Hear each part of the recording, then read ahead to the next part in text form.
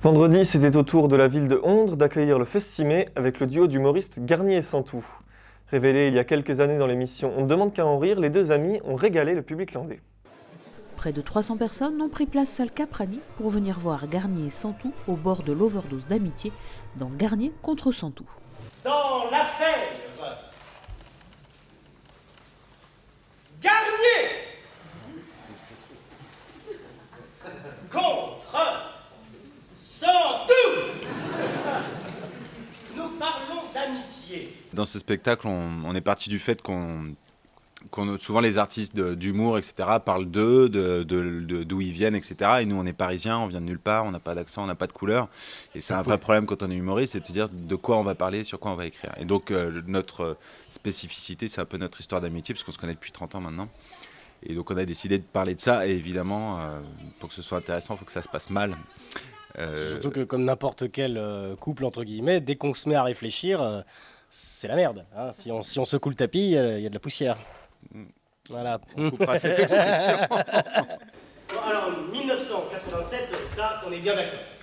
Moi, j'étais tranquille, dans le jardin, en train de rembobiner ma cassette des musclés avec mon crayon à papier, parce que j'avais plus de piles dans mon Walkman. Les moins de 20 ans n'ont rien compris à cette phrase. Eh messieurs, regarde, j'ai trouvé des fléchettes. Y'a pas de cible. Ah mais on s'en fout ça d'une cible, on a qu'à dégommer les pigeons là, tiens, prends ça. Ah la vache. J'en ai dégommé un. Il y en a un autre là, regarde.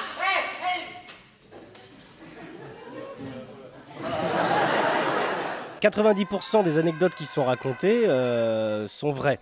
Par exemple, le premier tableau de notre enfance où on a 7 ans dans un jardin de banlieue parisienne et où Cyril me plante une fléchette dans le mollet, la première fois qu'on s'est rencontrés, ça c'est vrai.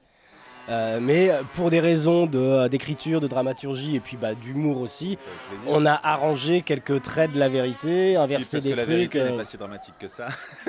Ah mais souvent la réalité dépasse la fiction, alors que là il a fallu qu'on donne un petit coup de pouce à la réalité. Même notre réalité elle est chiante. Ouais, c'est triste. C'est triste mon Dieu. En tout cas, triste, le duo ne l'est pas sur scène où il se donne pleinement et prend plaisir à jouer avec le public. Quand il se croit drôle, n'oubliez pas de rire comme une conne. Trop facile. Ça va vachement bien la cochonne. Ça marche que pour les filles, monsieur.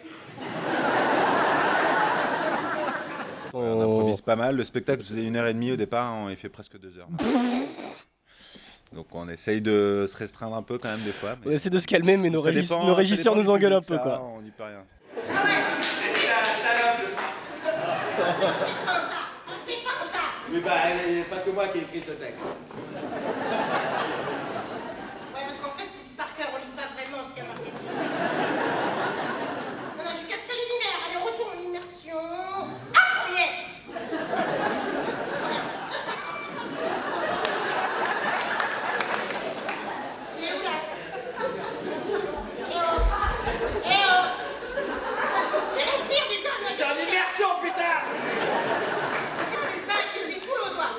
En immersion, coucou, hein.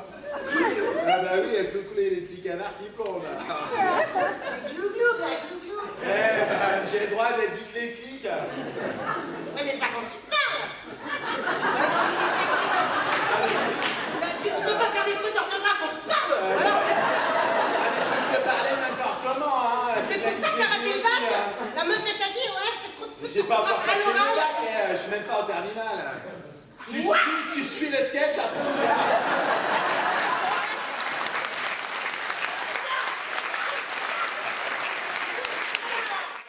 Je sors d'un moment de rire et de plaisir pur qui est tellement rare à notre époque que ça vaut vraiment le coup. Très belle soirée. C'était vraiment super, on a bien rigolé et voilà, ils sont vraiment géniaux, on les connaissait pas trop mais on reviendra avec plaisir.